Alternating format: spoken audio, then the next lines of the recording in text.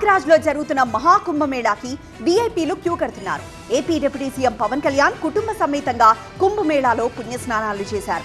మాజీ ఉపరాష్ట్రపతి వెంకయ్య నాయుడు కుటుంబ సభ్యులు కూడా కుంభమేళాలో పాల్గొన్నారు.